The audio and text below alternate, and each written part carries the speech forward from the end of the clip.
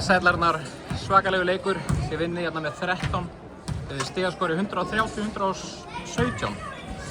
Hvað gerist hérna í kvöld? Bæði liðin hitti mikið onni og reyndu lítið að vera fyrir hinnum. Það var svona kannski greiningin. Hérna, við vitum náttúrulega að þú ert ekki dvoðlega hrifin af þessu jólafríi sem er að koma. Nei. Þú vilt náttúrulega halda áfram, sérstaklega þegar rönnið er svona gott. Bara ekkert með rönnið, það er hérna, ég var að segja þetta daginn, það er að borga hellinga fólki fyrir að vinna við þetta, körfubolta. Þetta er ekki bara hobby.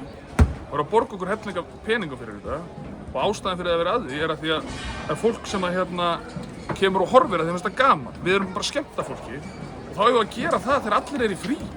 Mér finnst það bara, við að spila 2 leiki milli jól og nýjárs og reyna að skemmta fólki. Leikmenn og þjálfarar, við erum á launum við þetta. Ekki að því að við erum eitthvað svo, það er að því að það er 500 manns, 1000 manns að horfa á þetta. Og þá eigum við bara að skemmta fólki þegar það er í frí. Þetta snýst það, finnst mér.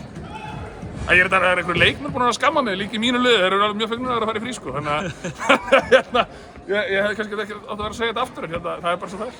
En kemur þig greina að spila einhverja æfingaleiki? Nei, alls ekki. Það er ekkert þannig. Við erum bara, fyrir núna við hittist aftur 2017 hérna. Þannig að þeir eru svo bara fegnir að fá smá fóðsum.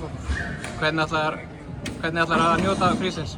Pakka, fara heim og setja hann í kassa. Fjölskyldan er að flytja hérna eftir áramót og þannig að þetta verður frábær jól. Þess vegna vil ég bara spila svo ég hefði farið slöppuðu flutningar, sko. Láta einhvern annan setja í kassa fyrir mig. Takk fyrir Arnar. Takk.